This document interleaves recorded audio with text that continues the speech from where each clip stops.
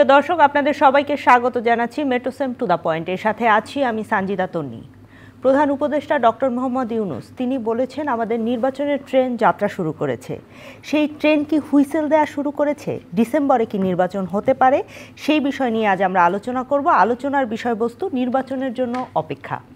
আলোচনার জন্য স্টুডিওতে আছেন অ্যাডভোকেট রফিক শিকদার, কেন্দ্রীয় নির্বাহী কমিটির সদস্য, বাংলাদেশ জাতীয়তাবাদী দল বিএনপি। শুভেচ্ছা এবং স্বাগত আপনাকে। জি, আমাদের সঙ্গে আছেন মাহবুব আজিজ, সাংবাদিক ও কলামিস্ট। আপনি সম্পাদক, উপসম্পাদক সমকাল। আপনাকে শুভেচ্ছা এবং স্বাগত জানাচ্ছি।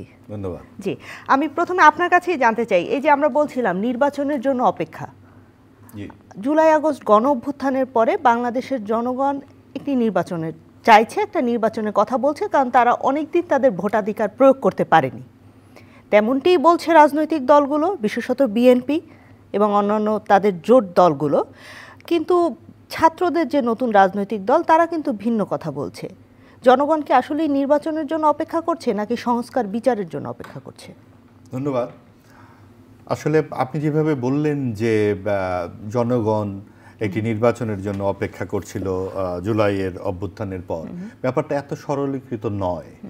নির্বাচন একটা অবশ্যই একটা বড় প্রসঙ্গ, কিন্তু যেই প্রায় ১.৫ দশকের এক নায়কতান্ত্রিক শাসন এবং আপনার ছলচাতুরি নির্বাচন পরপর তিনবার নির্বাচন হলো, আপনার 14, 18 এবং 24-এ যেই আওয়ামী লীগ এককভাবে যে নির্বাচনগুলো করলো, সেখানে কিন্তু ভোটাধিকার একেবারেই ধ্বংস হয়ে গেছে এবং সেইটার ধারাবাহিকতায় আপনার প্রতিটি প্রতিষ্ঠান ধ্বংস হয়েছে বাংলাদেশে। প্রত্যেকটা ক্ষেত্রে আওয়ামী লীগ তার যেই ছলচাতুরির যেই একটা বন্দোবস্ত করেছে, সেটারই একটা ধারাবাহিকতায় একটা পর্যায়ে গিয়ে ছাত্রদের যে কোটা বিরোধী আন্দোলন, সেটার সাথে মিথস্ক্রিয়া হয়ে গেছে এবং একসাথে মার্চ করে সরকারের পতন ঘটেছে। এবং তারপর যেই চাওয়াগুলো, যাতে আর কোনো এরকম এক নায়কতান্ত্রিক শাসন না হয়, কোনো একটি দল যাতে এইভাবে ঘাড়ের মধ্যে সিন্দাবাদের মতো ভূতের মতো না বসতে পারে, এই সব কিছু চাওয়া একসাথে হয়ে সংস্কার অবশ্যই সেই বিষয়গুলো এসেছে, যাতে আবার এরকম একটা দলীয় এক নায়কতান্ত্রিকতা না চেপে বসে জাতির ঘাড়ে। সেই জন্য কিছু চাওয়া এসছে এবং অনেক কিছু চাওয়া মিলে এই সংস্কারের কথাগুলো এসছে, যেটি 6টি সংস্কার কমিটি সরকার করেছেন প্রাথমিকভাবে, মোট 11টি কমিটি, সেগুলো নানান রকম কাজকর্ম চলছে। সব মিলিয়ে একই ধারে আমরা দেখতে পাচ্ছি সংস্কারও চলছে, আবার নির্বাচনের যেটা আপনারা বলছেন ট্রেনও চালু হয়েছে। এই তো পরিস্থিতিটা এরকম। এর পরবর্তীতে আমাদের নির্বাচন কবে হতে পারে এবং নির্বাচন কারা আগে চাচ্ছে কারা পরে চাচ্ছে, এই বিষয়ের বিশ্লেষণগুলো আপনার কাছ থেকে শুনবো। জনাব অ্যাডভোকেট রফিক শিকদার, আপনার কাছে জানতে চাই, জাতীয় নাগরিক পার্টির আহ্বায়ক নাহিদ ইসলাম তিনি বলেছেন বিচার ও সংস্কার পেছানোর রাজনীতি না করতে রাজনৈতিক দলগুলোর প্রতি আহ্বান জানিয়েছেন। আপনারা বিচার ও সংস্কার পেছানোর রাজনীতি করছেন কিনা, শুধু নির্বাচনই চাচ্ছেন কিনা? না, বিচার তো অপরাধী যারা। ধন্যবাদ আপনাকে প্রথম, ধন্যবাদ সহ-আলোচককে এবং যারা দেখছেন চ্যানেলে সবাইকে শুভেচ্ছা জানাচ্ছি। দেখুন, সংস্কার একটা দীর্ঘমেয়াদী একটা প্রক্রিয়া, স্বল্পমেয়াদী নয়। এটা যুগ যুগ ধরে চলছে এবং চলবে। এবং জাতীয় নির্বাচন একটা সবচেয়ে বড় সংস্কার হয়ে দাঁড়িয়েছে এখন। এবং আপনি জানবেন যে এই সিসি গতকাল বলেছে যে ডিসেম্বরে নির্বাচন করলে অক্টোবরে আপনার তফসিল ঘোষণা করবে। যত নির্বাচন ঘনিয়ে আসছে, নির্বাচন কিন্তু হবে বাংলাদেশে, ডিসেম্বরই হবে এটা আমরা। এবং যারা বোঝা তারা বুঝতে পেরেছে, এবং যারা বুঝতে পেরেছে তারা নানান রকম এনার্কি তৈরি করার চেষ্টা করছে সোসাইটিতে, আমরা দেখতে পাচ্ছি। যারা কারা? যারা পতিত, যারা ফ্যাসিস্ট, যারা রেজিম ছিল, যারা 15 বছর জগদ্দল পাথরের মতো ক্ষমতায় টিকেছিল, যারা পালিয়ে গেছে, যারা পলাতক রাজনৈতিক দল আওয়ামী লীগ। এবং সে কারণে দেখেন যে আমার আজকে সারা বাংলাদেশে আইনশৃঙ্খলার অবনতি, এখানে তাদের হাত আছে। চুরি ডাকাতি রাহাজানি ছিনতাই যা আছে, আজকে আমি যুগান্তরে দেখলাম যে ছাত্রলীগের মাস্টার মাইন্ডেরা এরা করাচ্ছে। অনেক অস্ত্র লুটপাট হয়েছে থানাগুলোতে, উদ্ধার হয় না এখনো সেই অস্ত্রগুলো কোথায়। সব কিছু মিলিয়ে দেশের আইনশৃঙ্খলার অবস্থা কিন্তু ভালো না, আপনি জানেন। সেই জন্য আমি বলবো যে আমাদের সবাইকে ঐক্যবদ্ধ থাকতে হবে নির্বাচনের প্রশ্নে, নির্বাচনের পক্ষে। এবার এই ব্যাপারে কোনো কম্প্রোমাইজ করা যাবে না। এবং নাহিদ যেটা বলেছেন এটা তার দৃষ্টিভঙ্গি থেকে সে বলতে পারে, তার বলার রাইট আছে। কিন্তু বৃহত্তর জনগোষ্ঠী কী বলে? বাংলাদেশের সবচেয়ে বড় রাজনৈতিক দল, ভোটের রাজনীতিতে সবচেয়ে বড় স্টেক হোল্ডার যে দলটি বিএনপি কী বলে সেটা আপনাকে বুঝতে হবে। একই সাথে বিএনপির পাশাপাশি প্রগতিশীল যে সকল ছাত্র সংগঠনগুলো আছে ক্রিয়াশীল, গত 15 বছর যারা নিপীড়িত নির্যাতিত হয়েছে ফ্যাসিস্ট সরকার দ্বারা, ওই সকল ছোট ছোট সংগঠনগুলো কি বলে? প্রত্যেকেই কিন্তু বলছে একটা নির্বাচন হওয়া দরকার জরুরি ভিত্তিতে, কারণ নির্বাচন ছাড়া কোনো সংস্কারও করতে পারবেন না। দেখুন এখানে আমি একটু যোগ করি, আমরা জানি যে বিচারিক প্রক্রিয়া একটি চলমান প্রক্রিয়া, এটি আপনারা সবসময় বলছেন, এবং বিচার হতে যে কোনো অপরাধের বিচার হতে বেশ লম্বা একটা সময় লাগে বাংলাদেশের প্রেক্ষাপটে। সংস্কারও একটি চলমান প্রক্রিয়া, আবার নির্বাচনও কিন্তু বাংলাদেশের নির্বাচন এবং নির্বাচন সাথে যে সংস্কারগুলো রয়েছে সেটিও একটি বড় সংস্কার। কিন্তু নাহিদ ইসলাম বা জাতীয় নাগরিক পার্টি তারা কিন্তু সাজিয়েছে ব্যাপারটি এভাবে, বিচার সংস্কার এবং তারপরে নির্বাচন।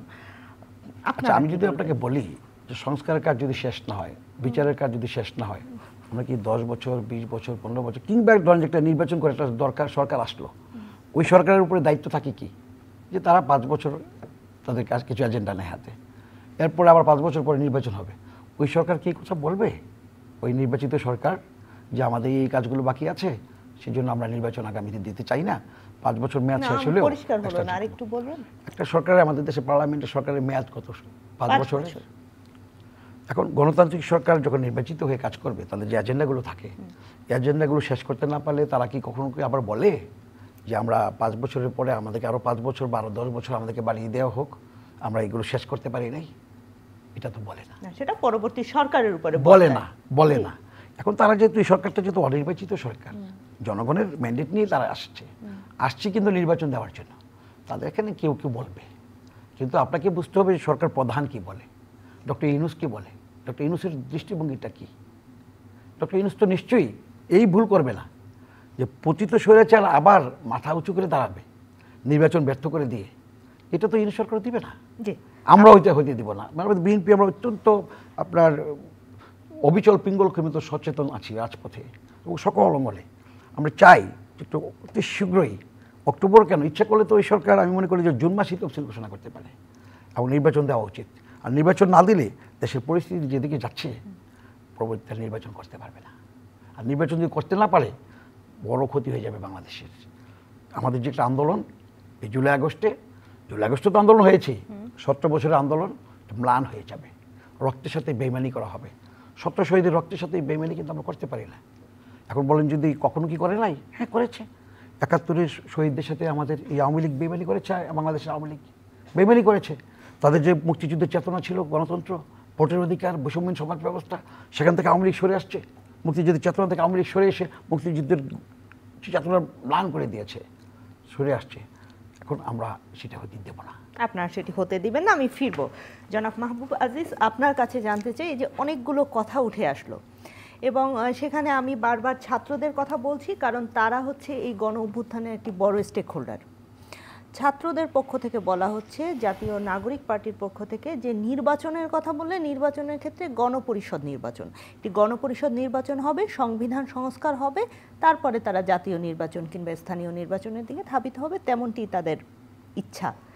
কি বলবেন আপনি? আসলে দেখুন যে এই পুরো পরিস্থিতিটা দেখলে মনে হয় কি যে ধরেন আওয়ামী লীগের কাছে একটি তাল গাছ ছিল, বিএনপির কাছে একটি তাল গাছ আছে, আর ছাত্ররা এখন আরেকটি তাল গাছ তৈরি করতে চাচ্ছে জাতীয় নাগরিক কমিটির নামে। মানে শেষ পর্যন্ত দেখা যাবে যে যার তাল গাছটি আমার বলবে। কারণ আমাদের সাধারণ মানুষদের ভয়টা কোন জায়গায়, যে আপনি যখন আওয়ামী লীগ শাসন করেছে তখন তারাই সবচেয়ে বড় দল, তারাই সব কিছু করবে এবং তারা এককভাবেই নির্বাচনের আয়োজন করেছে, ছলচাতুরে নির্বাচন করার চেষ্টা করেছে এবং মানুষ ভোট দিতে পারে। কখনো গায়েবী নির্বাচন করেছে রাতের বেলায়, কখনো ডামির নির্বাচন করেছে, কখনো বিনা প্রতিদ্বন্দ্বিতায় তারা নির্বাচন করে ফেলছে। এই জন্যই আসলে পরিস্থিতিটা এত খারাপ হয়েছে। বিএনপিও কি কম করেছে?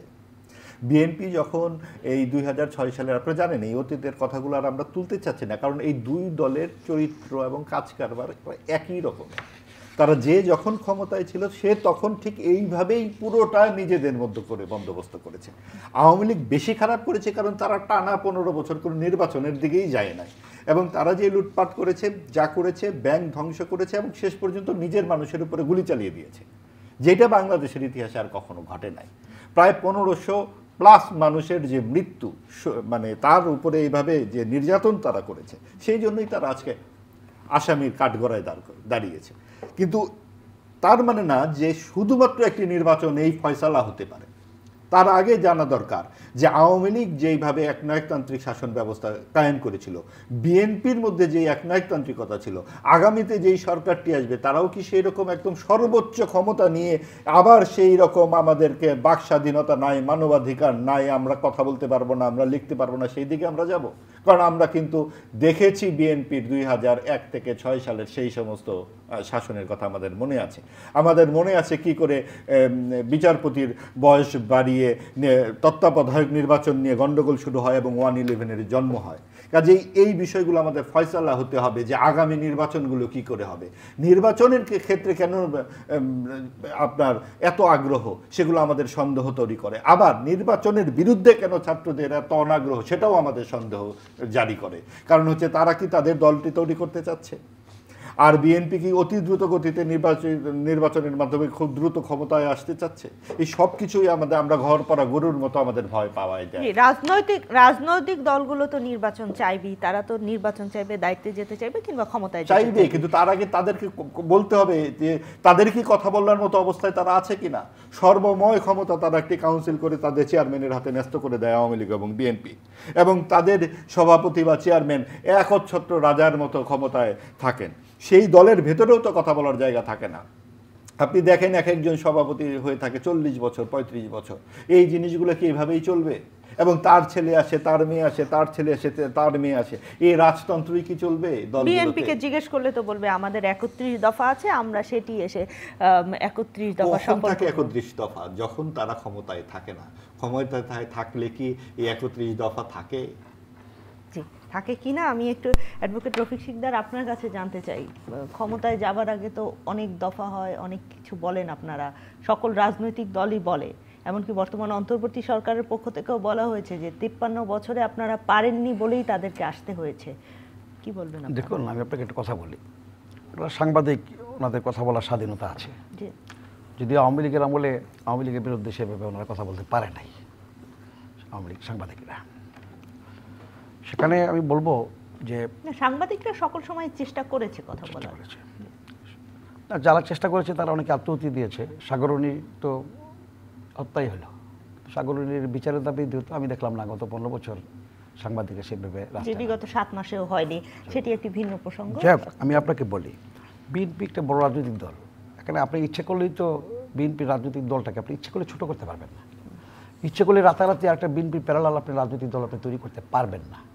আর যদি বলেন যে পারবো, এটা জনগণের ইচ্ছা সম্ভব, আমার কোনো ব্যক্তিগত ইচ্ছা কেউ পারবে না। জনগণের কাছে ভোট দেন, জনগণ যাকে ভোট দেয়। জনগণ যদি মনে করে যে বিএনপিকে আবারও নির্বাচিত করলে বিএনপি আওয়ামী লীগের মতো করবে, তো জনগণ ভোট দিবে না। আমরা তো জনগণের কাছে যাব। আর 31 দফার কথা যে আমার ভাই বললেন, এটা তো আমরা জনগণের কাছে আজকে না, আরও অনেক আগে থেকেই আওয়ামী লীগ ক্ষমতা থাকতেই কিন্তু আমরা 31 দফা আমরা প্রণয়ন করেছি। আমরা গত 3 বছর যাবত এটা নিয়ে আমরা মাঠে আলোচনা করছি, আলোচনা হচ্ছে, সেমিনার, সিম্পোজিয়াম সব কিছু হচ্ছে। এই যে আমরা জনগণরা যে কাউকে দায়িত্বটা দিব, আমাদের দায়িত্ব দেওয়ার মতো অপশনও তো খুব বেশি নাই। আর এই স্লোগান কারা দিচ্ছে, একই সাপের 2 বিষ ... আমার কথা হলো যে এটা কারা দিচ্ছে, ওটা কোন মিডিয়াতে কারা কারা দেয়, এখন তো অনেক মিডিয়াতে তো আছে ভাই, আমি জানিও না কারা কারা কোন মিডিয়া কি চালায়, অনেক মিডিয়া এখন বেড়ে গেছে। আমার কথাটা হলো যে আপনার নির্বাচন হবে 5 বছর পর পর। গত 15 বছর আমরা নির্বাচন পাইনি, মানুষ উৎসুক হয়ে আছে। শুধু বিএনপি না, বলে যে বিএনপি কেন চায়, বিএনপি রাজনৈতিক দল বড়, জনগণের পালস বুঝে, জনগণের কথা বিএনপি বলবে না। জনগণের একটা পার্লামেন্ট হবে, একটা গণতন্ত্রের প্রতিষ্ঠা হবে, শক্তিশালী পার্লামেন্ট হবে, সেখানে কথা হবে, ডিবেট হবে। তো সেখানে বিএনপি পার্লামেন্টের কথা বলবে, সেই জন্য বলে। বিএনপি ক্ষমতা যাওয়ার জন্য বলে, বিএনপি ক্ষমতা অনেকবারই ছিল, ক্ষমতা তো বিএনপি কম ছিল না। এখন আমার কথাটা হলো যে আজকে আওয়ামী লীগ তারা পালিয়ে গেছে, তারা চোরাপথেও পালিয়ে গেছে। এখন আওয়ামী লীগ যে এই পরিবার, আজকে পেপারে দেখলাম 635 কোটি টাকা তাদের পরিবারই ব্যাংকে টাকা পাওয়া গেছে, এগুলো নিয়ে আমাদের আলোচনা হওয়া উচিত। এখন বিএনপি যে ক্ষমতাচ্যুত হয়েছে, বিএনপির কি পেয়েছিল? এবং খালেদা জিয়া তো বাংলাদেশই ছিলেন, 2 কোটি টাকা ব্যাংকে 8 কোটি টাকা হয়েছে। মাঝখানে খালেদা জিয়াকে জেল খেলতে হয়েছে শুধু গণতন্ত্রের জন্য, ভোটের অধিকারের জন্য। খালেদা যদি কম্প্রোমাইজ করতেন যে আমার ভোটের অধিকারের দরকার নেই, গণতন্ত্রের দরকার নেই, খালেদা জিয়া 6 বছর জেল খেতেন।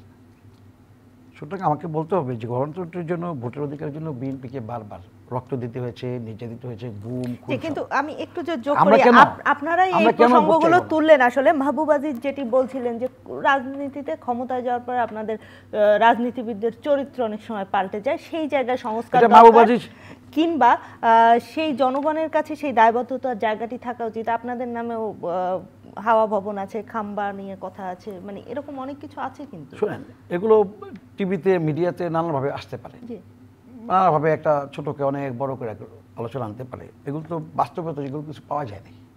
আপনি দেখেন নাই যে বেগম খালেদা জিয়ার এই যে টাকার কথা বললাম, যে 2 কোটি টাকা হয়েছে, মাঝখানে তিনি জেল খেটে আসছেন মিথ্যা মামলায়। আওয়ামী লীগের আপনি দেখেন যে তারা যে 15 বছর ছিল, তাদের মধ্যে কী আছে? বিএনপি তো শাসন করেছে, বিএনপির মধ্যে এরকম আপনি অর্থ পাচারের ঘটনা আপনি পাবেন না, অর্থ লুটের ঘটনা আপনি পাবেন না, গুম খুন সব কিছু আওয়ামী লীগের আমলে হয়েছে। বিএনপি সেগুলো আপনি দেখাতে পারবেন না। আমি সে কারণে বলছি না যে একেবারে বিএনপি শাসন আমলে একেবারেই ভুলভ্রান্তি ছিল না কিছু, আমি সে কথা বলতে চাই না। কিন্তু এই দেশের মানুষ দেখেছে যে রাজনৈতিক দল হিসেবে ভুলভ্রান্তি থাকতে পারে একটা সরকার পরিচালনা করলে, কিন্তু বিএনপি কখনো ফেসিস্ট বা রেজিম ওই জায়গাটা বিএনপি ছিল না। এবং ছিল না বলে আপনার মনে আছে যে 1996 সালের 12 জুনের আগের নির্বাচনে, যে 15 ফেব্রুয়ারি যে নির্বাচনটা হলো, আওয়ামী লীগ অংশগ্রহণ করে নাই, বাজার করে নাই। জামাতকে নিয়ে কিন্তু আওয়ামী লীগ সেদিন জাতীয় পার্টিকে নিয়ে আন্দোলন করেছিল রাজপথে। বেগম খালেদা জিয়া কিন্তু গণতন্ত্রের প্রতি শ্রদ্ধাশীল হয়ে কিন্তু ছেড়ে দিয়েছেন, গুলিও করেন। ছেড়ে দিয়েছেন নাকি ছেড়ে দিতে বাধ্য হয়েছেন? পার্লামেন্টে না, যদি বাধ্যই হতেন তাহলে বেগম খালেদা জিয়াকে হেলিকপ্টারে শেখ হাসিনার মতো পালিয়ে যেতে হতো। তিনি তো ছেড়েছিলেন না, শুধু তিনি পল্টনের মতো জায়গায় বড় সমাবেশ করে তারপরে একদম বীরের মতো তিনি বাসায় ফিরেছেন। এটাই গণতন্ত্রের বিউটি। জি, এটাই গণতন্ত্রের বিউটি। আমি ফিরবো আপনার কাছে। মাহবুব আজিজ, আপনি কিছু যোগ করবেন কিনা? যে আসলে না, ঠিকই বলেছেন উনি যে গণতন্ত্রের বিউটি তো অবশ্যই, কিন্তু তার সাথে সাথে ব্যাপারটা হচ্ছে কি, উনি যেমন মিডিয়াকে বলছেন যে মিডিয়াতে ছোটকে বড় করে দেওয়া হয় এবং মিডিয়া কথা বলতে পারে না, এগুলো একটিও ঠিক নয়। মিডিয়া সবসময় চেষ্টা করেছে, গণমাধ্যম, প্রকৃত গণমাধ্যম সবসময় সত্য বলার চেষ্টা করেছে। সেই চাপ আওয়ামী লীগে যেমন ছিল, আওয়ামী লীগের আমলে, বিএনপির আমলেও ছিল। এবং সময়ে সময়ে সেগুলো যেহেতু একনায়কতান্ত্রিকতা অনেক বেড়ে গেছিল, একটানা বেশি আওয়ামী লীগ বেশি ছিল, এবং সেই জন্য তাকে তো তার ফলাফলটাও পেতে হলো। আপনি সমকালে কাজ করছেন, এই আমলেও কি চাপ আছে না? কিনা? এখন সমকালের বিষয় তো, এটা তো এইভাবে মানে সরাসরি কোনো প্রতিষ্ঠানের পক্ষে বলাটা তো, যে কোনো প্রতিষ্ঠান না, সাংবাদিক হিসেবে আপনারা কি অনুভব করছেন? যে চাপটি আমি মনে করি যে চাপ নানান রকমের, চাপ কিন্তু ভেতরেও থাকে। আপনার বনের বাগে খায় না মনের বাগে খায়। সাংবাদিক যারা, তারাও কি বিভিন্ন সুযোগ সুবিধায় নিজেদেরকে জড়ায় যান না? বিভিন্ন ধরনের দখলবৃত্তি, বিভিন্ন ধরনের চাটুকারিতায় সাংবাদিকতা আমরা তো দেখেছি যে কি করে সরাসরি তেলবাজি করা হচ্ছে আপনার সংবাদ সম্মেলনের নামে। তো এগুলো কি সাংবাদিকদের দোষ নাই? এবং সব প্রত্যেকটা আমলেও দেখা যায় আওয়ামী লীগের সাংবাদিক, বিএনপি সাংবাদিক, মানে কি আজকে যারা আওয়ামী লীগের সাংবাদিক হয়েছিলেন এখন বিএনপির সাংবাদিকতা শুরু হয়েছে। এবং আমরা যত সময় যেতে দেখব এই তেলবাজি কিন্তু আমরা আরো প্রত্যক্ষ দেখব, এবং আরো সরাসরি দেখব যে আমরা মহানায়ক বলা হচ্ছে, মহান নেতা বলা হচ্ছে, এগুলো সাংবাদিকরাই বলছেন। তার মানে কি, এই যে আপনার পার্টিজান সাংবাদিকতা, এই পার্টিজান সাংবাদিকতায় আমি যখন পার্টিজান সাংবাদিক হয়ে যাই, আমি যখন যে কাগজে করি, তখন সেখানে চেষ্টা করি এটা ভেতরের যেরকম চাপ থাকবে বাইরেরও চাপ থাকে। এই প্রতিষ্ঠানগুলো, সবগুলো প্রতিষ্ঠান ভেঙেছে এই বড় বড় রাজনৈতিক দলগুলো। আপনি ক্রিকেটার সাকিব আল হাসানের কি দরকার আওয়ামী লীগে যুক্ত হওয়ার? আপনার অভিনেতাদের, নায়ক নায়িকাদের কি দরকার ছিল আওয়ামী লীগের লাইন ধরে যাওয়ার? বিএনপিতে যোগ দেয় না? আপনি দেখবেন যে নায়ক নায়িকারা সমানে বিএনপিতে যোগ দেওয়া শুরু করেছে, কারণ এই দুধের যে বন্টন সেগুলো এই রাজনৈতিক দলগুলো করে। এবং সেই জন্যই এই সংস্কার চাওয়া হচ্ছে যে এই দুধের বন্টন বন্ধ করতে হবে, এবং সেই জায়গাতে আপনাদের নিজস্ব কমিটমেন্ট রাখতে হবে যে আপনারা কিভাবে নেতা নির্বাচন করবেন। আপনি দেখেন একটি কথা, সংস্কার করা হচ্ছে, আপনি নির্বাচন নিয়ে সংস্কারের কথা হচ্ছে, আপনার বিভিন্ন ধরনের সংবিধান নিয়ে সংস্কার করা হচ্ছে, রাজনৈতিক দলের সংস্কারের কথা বলা হয় না কেন? ঘরের ভেতরে সংস্কার সবচেয়ে বেশি জরুরি। আপনার নেতা কিভাবে নির্বাচন হয়? যার টাকা থাকবে সেই নেতা হয়, এবং সে টাকা যত্রতত্র ছড়িয়ে একটা বিরাট বড় নেতা হয়ে বসে থাকে। তার সাথে শেকড়ের কোনো সম্পর্কই থাকে না, সে চেনে না ওই গ্রামের লোকটিকে, সে ওই করিম মিয়া, রহিম মিয়া, যদু মিয়া, কদু মিয়াকে চেনে না, সে চেনে টাকা। এই টাকা বানানোর বন্দোবস্ত হয় এই সংসদে, ওটা বন্ধ করতে হবে এবং ওটা বন্ধ করার জন্য সাধারণ মানুষের ভোটাধিকার নিশ্চিত করতে হবে এবং নাকে না বলতে হবে। আজকে যখন বিএনপি এত বড় একটি দল, নিঃসন্দেহে বড় দল, তার 50 লক্ষ নেতাকর্মীর নামে মামলা হয়েছিল, অবশ্যই মামলা হয়েছিল, অবশ্যই বিএনপি নির্যাতিত হয়েছে, এতে তো কেউ অমান্য করছে না, এটা একটা যুক্তিসঙ্গত কথা। কিন্তু এই বিএনপি ক্ষমতায় যাওয়ার পরে তার যে বিরাট বিরোধীরা থাকবে, তাদেরকে ওই আবার 5 বছর আপনি বারান্দায় হাঁটাহাঁটি করাবেন।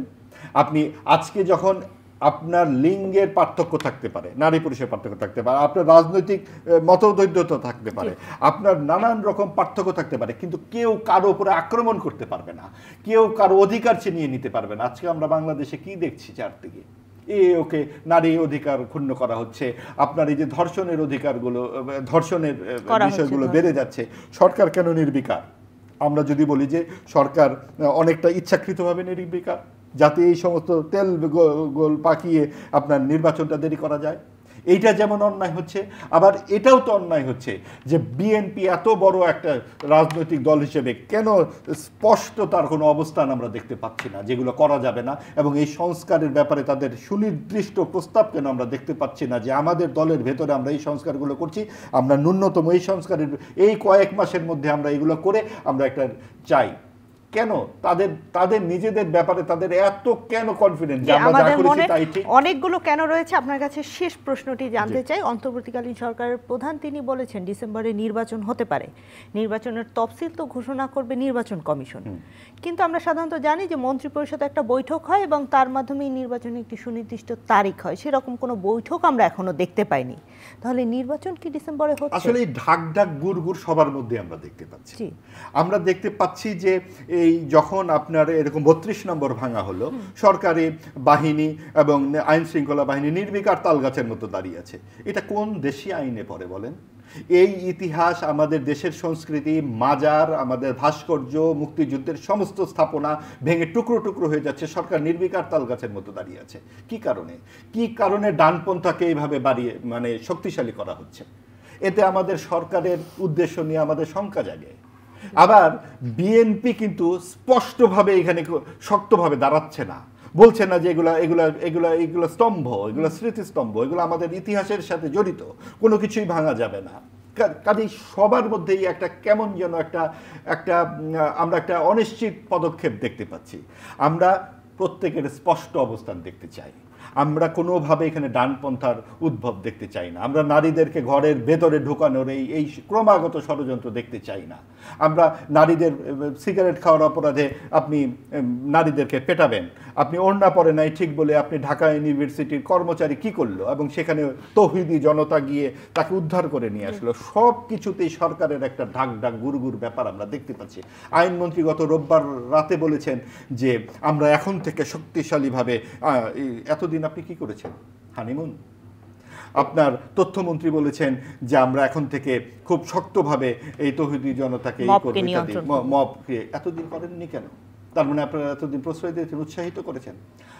অবশ্যই বিএনপি প্রধান রাজনৈতিক দল, অন্য দলগুলো, আমরা কিন্তু কাউকে তাদেরকে শক্তিশালীভাবে বলতে শুনি না, আচ্ছা ঠিক আছে 3 মাসের মধ্যে আপনারা কি সংস্কার করবেন, আমরাই বলছি যে আমরা এরকম করে চলেন, আমরা খুব দ্রুত গতিতে। আমরা এখন শুনি যে 164টা পয়েন্ট পাঠানো হচ্ছে 6 মার্চে রাজনৈতিক দলের কাছে দিতে হবে, 14 মার্চের মধ্যে টিক চিহ্ন দিয়ে। এই পরীক্ষার প্রশ্নপত্র আজকে মির্জা ফখরুল ইসলাম আলমগীরের মতো সিনিয়র রাজনীতিবিদরা করবেন নাকি?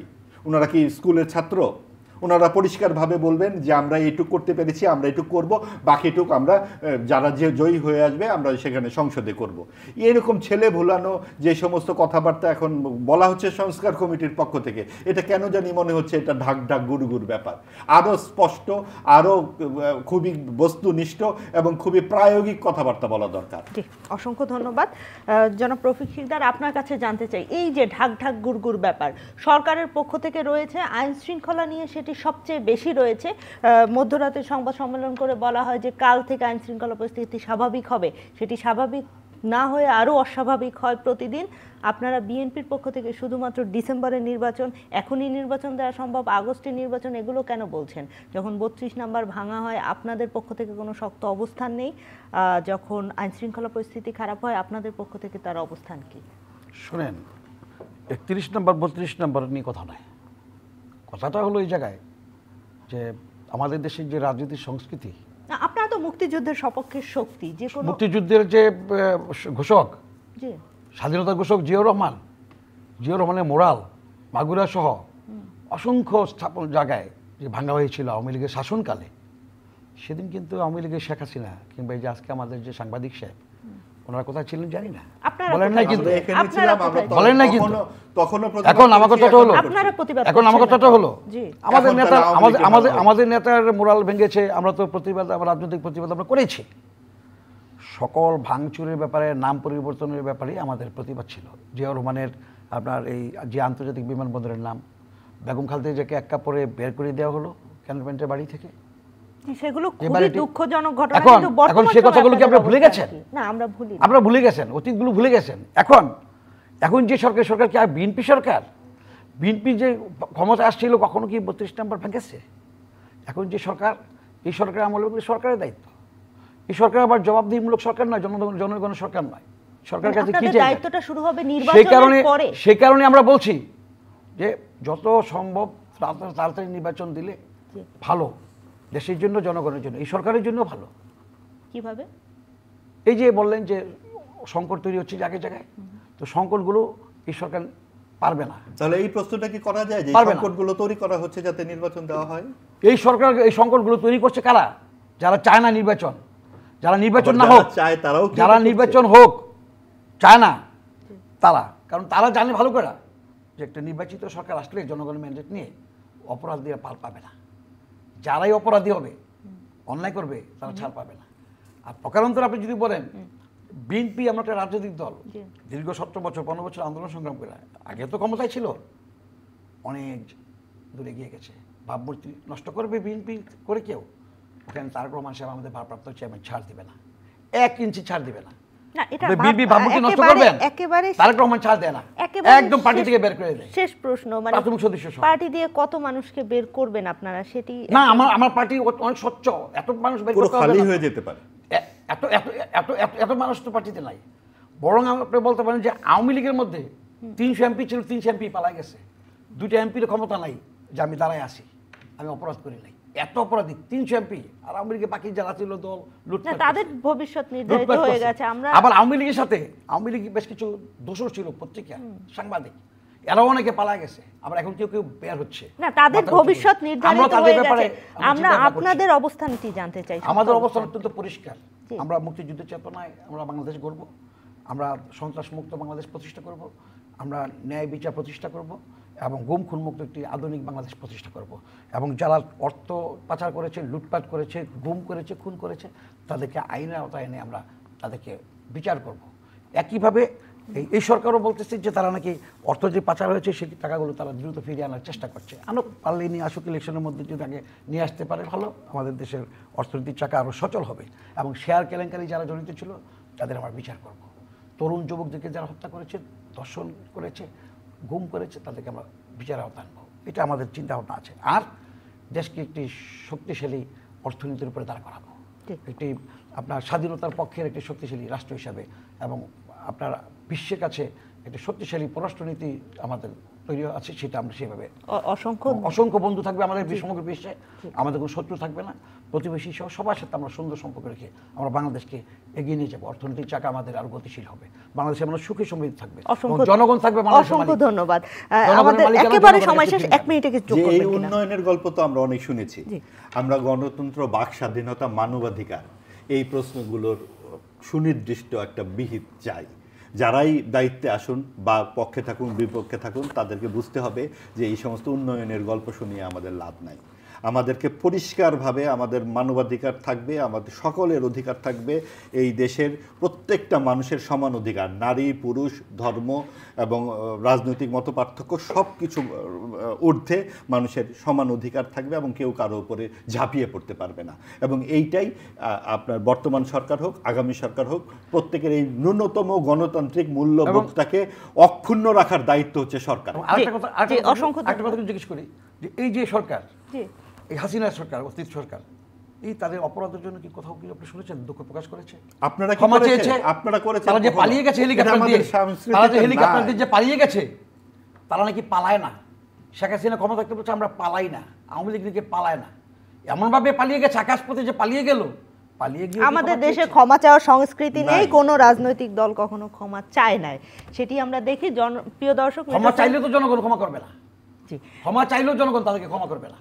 যে এটি একটি দীর্ঘ আলোচনা, নিশ্চয়ই অন্য কোনো দিন বসবে এবং এই আলোচনাগুলো আমি শুনবো আপনার কাছ থেকে। অসংখ্য ধন্যবাদ আপনাদের দুজনকে। প্রিয় দর্শক, মেট্রোসেম টু দ্য পয়েন্ট থেকে আজকের মতো বিদায় নিচ্ছি।